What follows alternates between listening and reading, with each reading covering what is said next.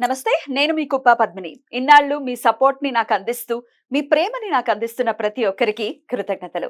ఇప్పుడు చూడబోతున్న ఈ వీడియో కూడా ఖచ్చితంగా మీకు ఉపయోగపడుతుంది. లైక్, షేర్ అండ్ సబ్స్క్రైబ్ చేసి మీ ఇష్టాన్ని, అలాగే మీ సపోర్ట్‌ని నాకందించండి. అలాగే ఈ వీడియో పట్ల మీ అభిప్రాయాన్ని కామెంట్ సెక్షన్‌లో కామెంట్ చేసి నాకు తెలియజేయండి. నమస్తే. సూర్యోస్మి. నేను మీ విక్రమాదిత్య. ఆరోగ్యమే మహాభాగ్యం, ఆరోగ్యం భాస్కరాధీనం. ఆదివారం మద్యం మాంసం మైదనం వద్దు, ఆరోగ్యం ఐశ్వర్యం వద్దు. మీరు ఆచరించండి, 10 మందిని ఆచరింపచేయండి. ఆచరించండి, ఆరోగ్యవంతులుగా ఉండండి. ఆచరించండి, ఐశ్వర్యవంతులు కండి. ఆచరించండి, ఆనందంగా జీవించండి. సూర్యోస్మి.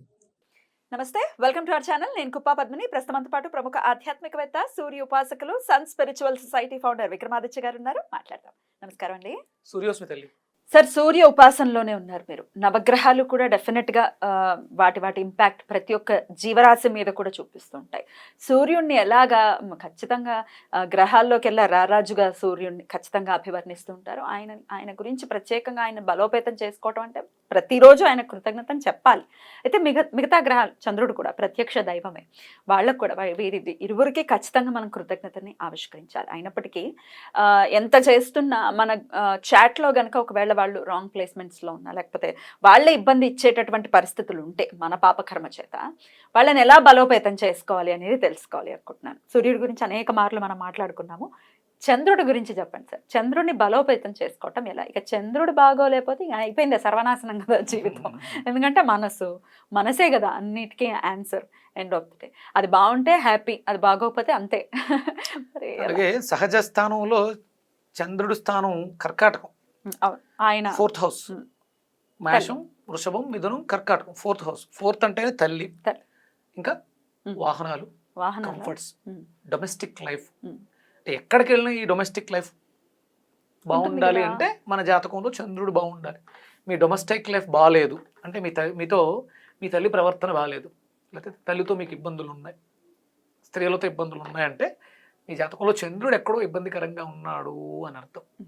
దాంట్లో మీ బయోమెట్రిక్ క్లాక్ సరిగా పనిచేయట్లేదు. మీ శరీరంలో వాయుమండల వ్యవస్థ చూడమ్మా ఎంత ఇంటర్లింక్ ఉందో. మన శరీరంలో వాయుమండల వ్యవస్థ. చంద్రుడు ఇంటి కోస్తులోకి ఏ స్థానం? 4. దేనికి అధిపతి? దిశ. దిశ వాయువ్యం. వాయువ్యం, యా కరెక్ట్. ఇక్కడ వెజిటబుల్ థెరపీలో వాయుమండల వ్యవస్థకి అధిపతి చంద్రుడు. మన ఇంట్లో చంద్రస్థానం వాయువ్యం, జలస్థానం. అంటే మన శరీరంలో ఏం చెడిపోతాయి? మనసు చెడిపోయిందంటే జలాలు చెడిపోయినాయి. పౌర్ణమికి అమావాస్యకి ఇబ్బందులు ఎందుకు వస్తాయంటే సముద్రం ఆటుపోట్లలో వాటర్ రిలేటెడ్. ఈ వాటర్ ఎక్కడ అంటే మన బ్రెయిన్ అంతా కూడా వాటరే కదా.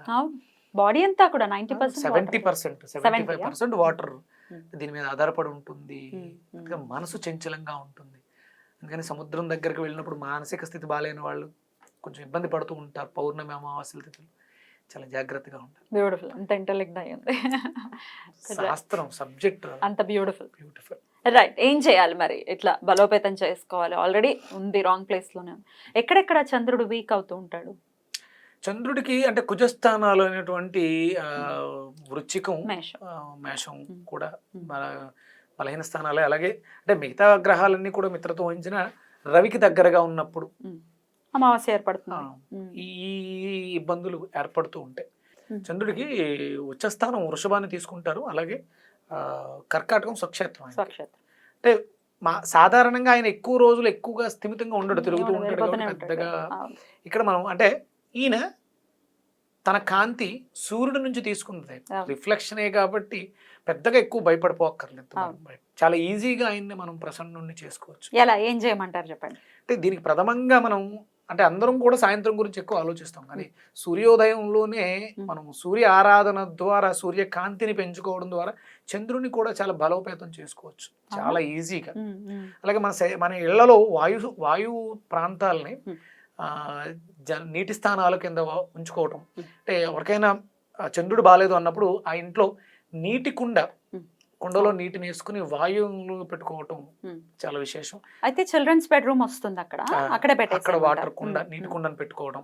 అలాగే వర్షాకాలంలో వర్షాలు పడేటప్పుడు నక్షత్రాలు వస్తున్నాయి కదా, ఆ నక్షత్రాల్లో చంద్ర నక్షత్రాలు రోహిణి ఈ నక్షత్రాల్లో జలాన్ని పట్టి గాజు సీసాల్లో వేసుకుని, రోహిణి, హస్త, శ్రవణం ఈ 3 నక్షత్రాలు. 3 నక్షత్రాలు ఆ వర్షం వచ్చినప్పుడు ఒడిసి పట్టాలి ఆ నీళ్ళని పట్టుకుని ఆ నీటిని గాజు సీసాల్లో వేసుకుని వాయువ్యంలో ఉంచడం. ఓ అప్పుడు చంద్రుడు బలం. చంద్రుడి యొక్క శక్తి ఆ జలంలో అధికంగా ఉంటుంది కాబట్టి. ఎంత పెట్టుకోవాలి వాటర్? దానికి ఏమైనా పరిణామం?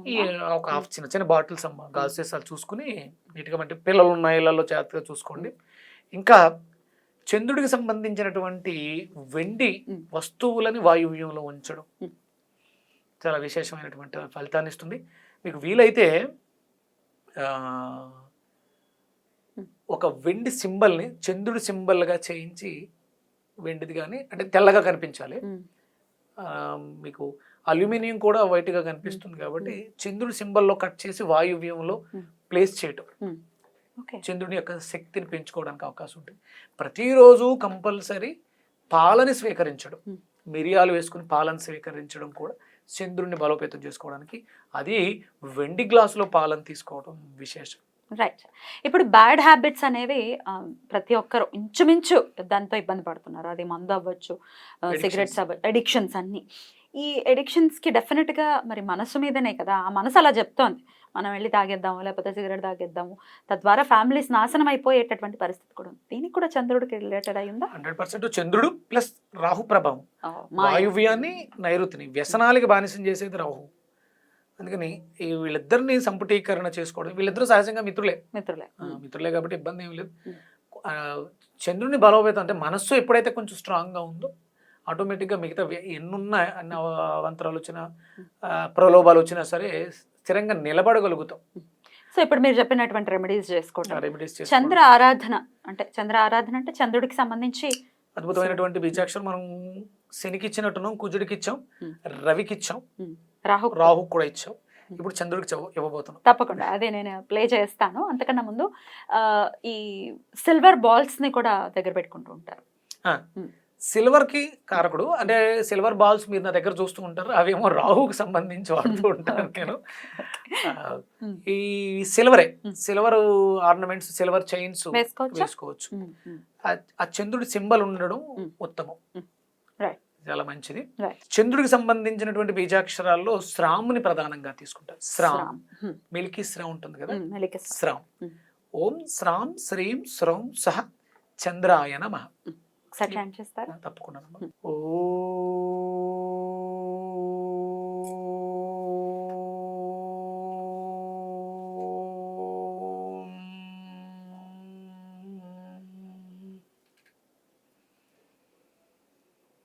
ఓం శ్రాం శ్రీం శ్రౌం సహ చంద్రాయ నమః. ఓం శ్రాం శ్రీం శ్రౌం సహ చంద్రాయ నమః. ఓం శ్రాం శ్రీం శ్రౌం సహ చంద్రాయ నమః. అద్భుతం.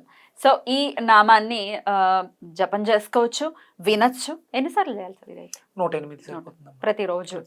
అయితే ఇప్పుడు బ్యాడ్ హ్యాబిట్స్ అని ఇందాక నేను అన్నాను కాబట్టి వాళ్ళ పిల్లలు ఇట్లా బ్యాడ్ హ్యాబిట్స్కి లోన్ అయిపోయారు, వాళ్ళు ఎలాగో వినరు మాట, తల్లిదండ్రులు చేసుకోవచ్చా? హ్యాపీగా చేసుకోవచ్చు. భార్య చేయొచ్చా? ఎవరైనా చేయొచ్చు. ఒక చిన్న శంఖం ఒకటి తీసుకోండి. శంఖం, తెల్లటి శంఖం తీసుకుంటే, దక్షిణావ్రత శంఖమా లేకపోతే ఏది మనకు మార్కెట్లో ఏం దొరికితే ఒక శంఖం, తెల్లటి శంఖాన్ని తీసుకోండి. దాన్ని శుభ్రంగా గడి పక్కన పెట్టుకోండి. దాంట్లో కొంచెం నీళ్లు వేసి చేతిలో ఆ శంఖాన్ని పట్టుకొని ఈ మంత్రోచ్చారణ చేయడం ద్వారా మీ మనస్ సంకల్పం, శంఖంలో శక్తి ఉందిగా, లోపలికి వెళ్ళి ఈ చంద్రశక్తి లోపలికి వెళ్ళి ఆ నీటిని వాళ్ళతో తాగించడం ద్వారా వాళ్ళ మనస్సు, అంటే వాళ్ళు చేరు మాట వినరు కాబట్టి అది వాళ్ళు స్వీకరించడం ద్వారా మనస్ కంట్రోల్ హ్యాపీగా ఉంటారు. బ్యూటిఫుల్. చాలా చాలా అద్భుతంగా తెలియజేశారు. ఇప్పటికిప్పుడు అడిగాను నేను ఇవాళ పొద్దుటే శంఖనాదాన్ని చాలా ఎక్కువసేపు చేయగలిగా. చిన్న శంఖం మొన్నే కొని తీసుకొచ్చాను, చాలా బాగుంది, నాదం వస్తుంది, చాలా అద్భుతంగా వస్తుంది. వీలైతే ఒకసారి శంఖనాదాన్ని వినిపిద్దాం. చిన్నది ఎంతే ఉంది కానీ అద్భుతం. తీసుకొస్తాం. మంచి పాజిటివ్ వైబ్స్ వస్తాయి వింటూ ఉంటే. కంపల్సరీ ప్రతి ఇంట్లో కూడా మనం శంఖాన్ని పూరించాలి, శంఖనాదాన్ని ఇవ్వాలి. అంటే దుష్ట శక్తులు, అసుర శక్తులు సంచరించే సమయంలో శంఖనాదాన్ని చేయడం ద్వారా, ఘంటానాదాన్ని చేయడం ద్వారా అవన్నీ వెళ్ళిపోయి మనం దైవ మనం చేసే ఆరాధనకి మనకి మనసు లగ్నం అవుతుంది. బ్యూటిఫుల్ బ్యూటిఫుల్ చాలా అద్భుతంగా ఇక తెలియజేశారు. మనసు లగ్నం అవుతుంది కదా, శంఖంలో తీర్థం, శంఖంలో వేస్తే ఏదైనా తీర్థం అవుతుంది కదా. అవును అవును ఖచ్చితంగా. రైట్ సార్, అయితే ఇక నెక్స్ట్ ఎపిసోడ్స్ లో ఇంకా మిగిలిన గ్రహాల గురించి కూడా మనం మాట్లాడుకుందాం, ఎందుకంటే ఒక్కొక్క గ్రహం ఒక్కొక్కరు దాంతో అంటే ఇబ్బంది మరి పడేటటువంటి అంటే చాలా మంది అడగొచ్చు, ఇవి వేదంలో ఉన్నాయా పురాణాల్లో ఉన్నాయా అని అడగొచ్చు. అడుగుతారు సార్, ఈ బ్యాచ్ ఒకటి అంటే ఉంది. కొంతమంది అంటే ఆ వేదాలు ఉపనిషత్తులు పుట్టే సమయాన్ని తర్వాత పుట్టినటువంటి కొంతమంది ఉన్నత వ్యక్తులు వాళ్ళ దివ్య దృష్టితో చూసి కొన్ని రెమెడీస్ మనకి లాల్ కితాబ్ లాల్ remedies కితాబ్ అని, రెమెడీస్. అవి అంటే ధర్మానికి దగ్గరగా ఉండి కొన్ని మంత్రాల్ని వాటిని తీసి అనుసంధానం చేశారు, చేశారు. సూక్ష్మాతి సూక్ష్మంగా తయారు చేయడం జరిగింది. పెద్ద పెద్ద శ్లోకాలు అందరం చేయలేంగా, అవును. అందుకని వాటిని కొంచెం క్రోడీకరించి కొన్ని పరిహారాలు, ఇవి ధర్మసమ్మతమే, వేదంలో ఉన్న వాటిని కొన్ని వాటిని కలిపి వాళ్ళు దివ్య దృష్టితో సాధన చేసి ఇవ్వడం జరిగింది. చాలా మంది ఇప్పుడు రమణ మహర్షులు సూర్యోస్మి అని తీయడం జరిగింది. మీరు ఇది ఎక్కడ ఉంది మనం అంటే అవును అది కరెక్ట్. రమణులు ఇచ్చారు, ఆయన చాలా సాధన చేసి అక్కడున్నది ఇక్కడున్నది ఒక్కటే అని అనుసంధానం చేయి, ఆయన వాళ్ళ కాళ్ళు కాలుతుంటే అవి కాలవు, నేను వేరు ఆయన వేరు అనుకుంటే నాకు కాళ్ళు కాలుతాయి, అది అహంకారం. అందుకని కొన్ని కొన్ని గ్రంథస్థంలో ఉండకపోవచ్చు, కానీ అది ఎక్కడో ఉంటుంది, మనకు అంత సూక్ష్మ దృష్టి మనకు ఉండకపోవచ్చు. కానీ కొంతమంది యోగులు, రమణ మహర్షి లాంటి యోగులు కొన్ని పరిహారాలు మనకి ఇప్పుడున్నటువంటి లౌకికంగా వచ్చే సమస్యలను ఎదుర్కోవడానికి వీళ్ళు ఇచ్చినటువంటి పరిహారాలు. డెఫినెట్లీ ఇవి మళ్ళీ గ్రంథాల్లో వెతికేసి రంధ్రాన్వేషణ చేయకూడదు. ఇబ్బంది పడే వాళ్ళ కోసం చేస్తున్నాం కాబట్టి చక్కగా ఖర్చు అవ్వకుండా డబ్బులు ఎండ్ ఆఫ్ ది డే డబ్బులు ఖర్చు అయ్యి ఇప్పుడు గ్రహశాంతులు చేయించుకునే స్తోమత అందరికీ ఉండొచ్చు ఉండకపోవచ్చు. బ్యూటిఫుల్ సార్, చాలా అద్భుతంగా తెలియజేశారు. ఇక నెక్స్ట్ ఎపిసోడ్లో మంగళుడు అదే కుజుడు గురించి మాట్లాడుకుందాం. థ్యాంక్ యూ సార్, నమస్తే. సూర్యోస్మతి. సూర్య